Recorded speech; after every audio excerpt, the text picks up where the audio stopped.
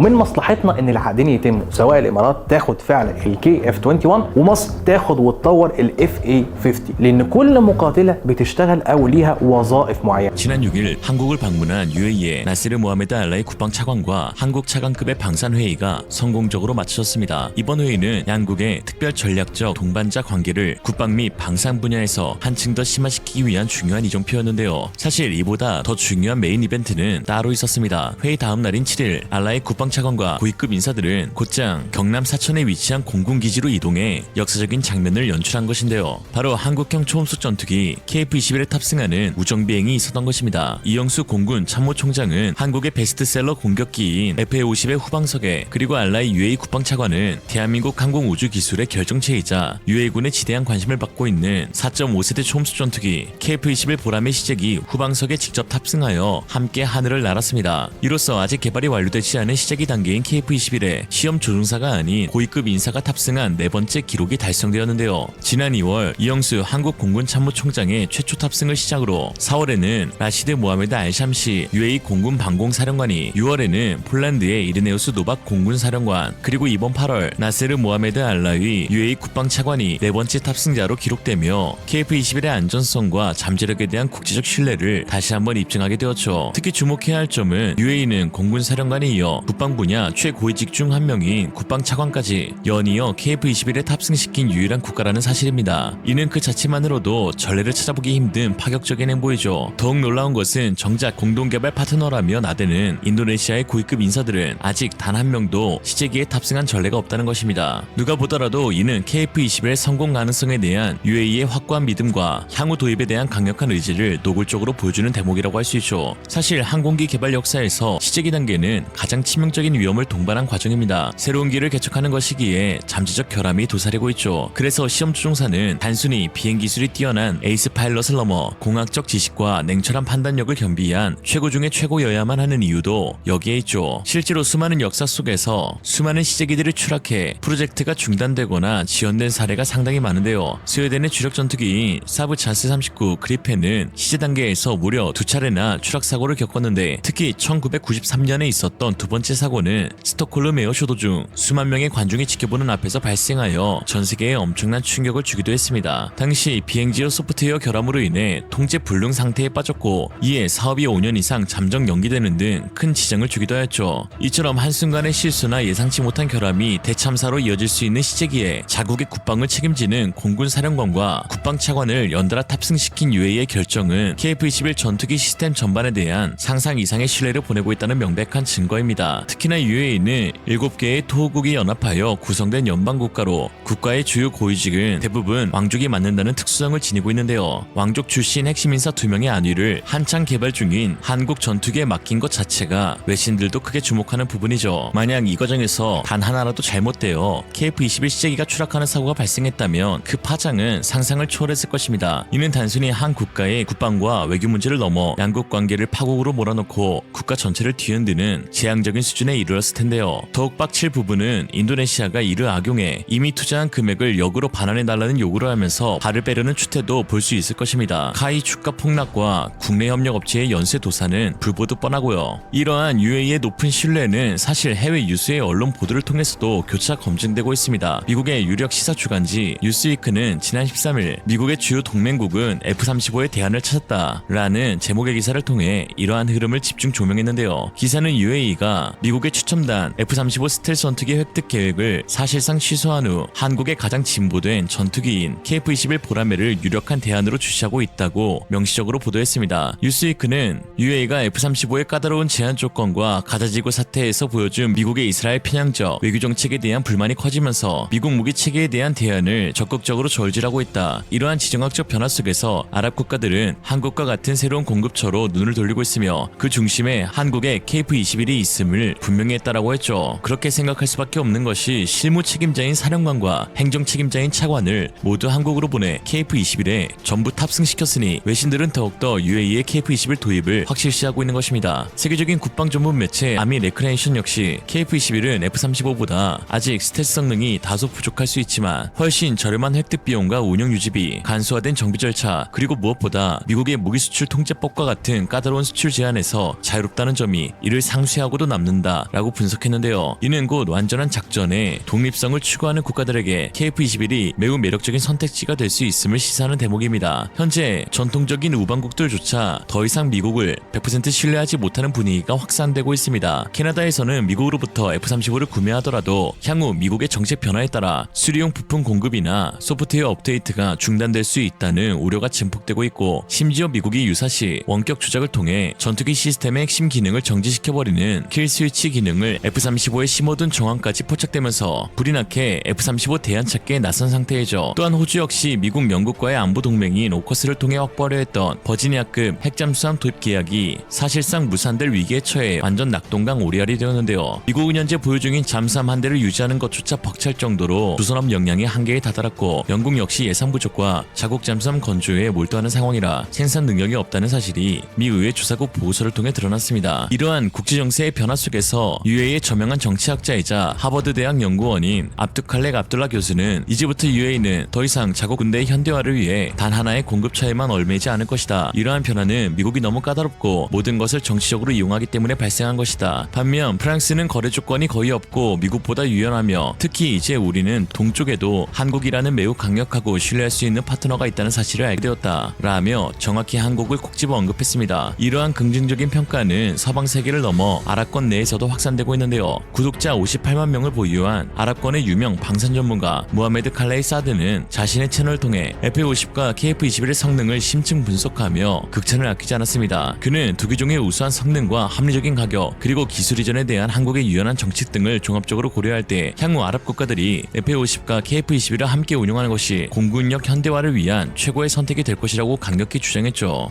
حطت عينها على طياره بتصنعها كوريا الجنوبيه وهي الكي اف 21. ابو ظبي صديقي وقعت اتفاقيه لمتابعه تشغيل المقاتله الكي اف 21 الكوريه الجنوبيه لما تدخل الخدمه، وده يعني بيدل على اهتمام الامارات بالمقاتله على المدى الطويل، اكثر شبحيه من طائرات الجيل الرابع، وفي نفس الوقت هي مش جيل خامس، ومزوده برضه برادار الاي اي اس اي، وسعرها بقى المفاجاه بيوصل ل 65 مليون دولار بس. يعني ده ارخص بكتير من الاف 35، بل يكاد يكون ارخص من رافال نفسها. انت متخيل؟ لا بقول لك الكوريين بينافسوا جامد زيهم زي الالنتر كده، بس الكي اف 21 طياره اقوى بكتير، خصوصا قدام دول زي ايران وقطر وتركيا اللي بيحدثوا جيوشهم برضه، ودي تعتبر منافس قوي جدا للكان او النسخه بتاعت الجيل الخامس اللي ماشيه فيها تركيا، ولو اني مش متفائل بيها خالص. يعني كي اف 21 لان الطياره دي اعلى بكتير في الامكانيات من الاف اي 50 من ناحيه القدرات، وبتخلي الامارات في صف الدول اللي عندها تكنولوجيا سواء في الاف اي 50 مع مصر او طموح الامارات الخاص بالكي اف 21. بيبين قد ايه كوريا الجنوبيه بدات ان يكون ليها نفوذ كبير في سوق السلاح في منطقه الشرق الاوسط.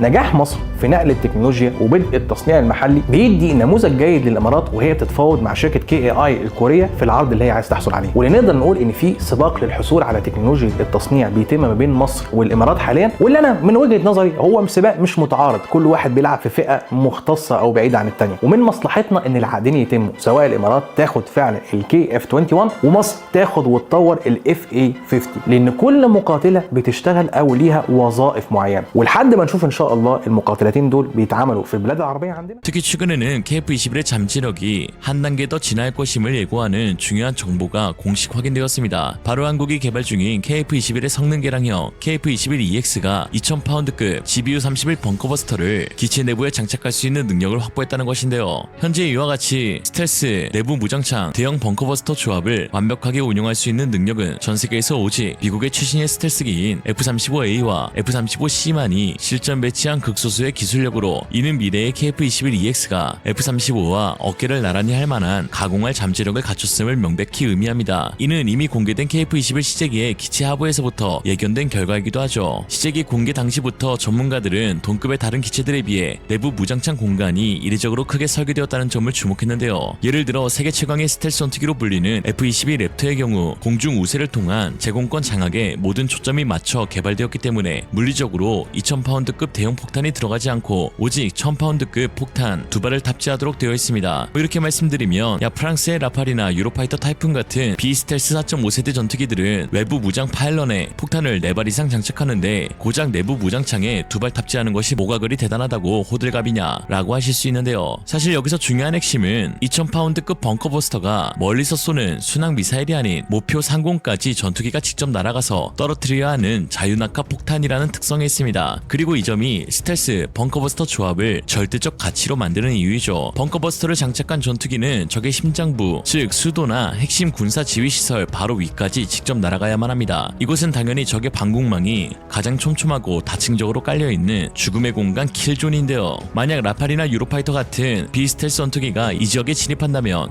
지상과 공중에서 겹겹이 쌓인 지대공 미사일과 대공포 그리고 적 요격기들의 집중 공격에 그대로 노출되어 순식간에 격추될 수밖에 없습니다. 그러나 스텔스 전투기는 이 모든 위협을 사실상 무력화시킬 수 있는데 적의 레이더는 자신의 머리 위로 거대한 위협이 다가오고 있다는 사실도 인지하지 못하므로 스텔스기는 아무런 방해 없이 목표물 바로 위, 즉 폭탄의 정확도와 파괴력을 가장 극대화할 수 있는 이상적인 고도와 위치로 날아가 임무를 완수하고 높은 생존성을 보장받으며 유유히 귀환할 수 있습니다. 이것이 바로 스텔스 플랫폼이 제공하는 압도적인 우위이며 전쟁의 판도를 바꾸는 게임 체인저라고 할 수 있는 것이죠. 내년 본격적인 양산을 앞두고 초도 물량 20대에 필요한 부품 가공 공정이 이미 80%를 넘어설 정도로 KF-21 프로젝트는 수상하고 있습니다. 총 6대의 시기를 통한 시험 비행도 이제 누적 2000소티 달성을 눈앞에 두고 있는데요. 후발주자의 이점을 최대한 살려 선행 개발된 전투기들의 시행착오를 반면교사 삼아 세계 전투기 개발 역사상 유례를 찾아보기 힘들 만큼 높은 안전성을 확보하며 개발되고 있는 KF-21. 대한민국 기술력의 총화이자 미래 하늘을 책임질 보라매가 세계 최고의 전투기로 비상하는 날이 정말 멀지 않았습니다. 오늘의 한 줄 평. 인도네시아에서 오셨구나. 그 탑승권은 6천억 원입니다. 이생으로 리얼리즘이었습니다. 여러분의 생각은 어떠신가요? 현명하고 지혜로운 여러분의 의견을 지금 댓글에 남겨주세요. 감사합니다.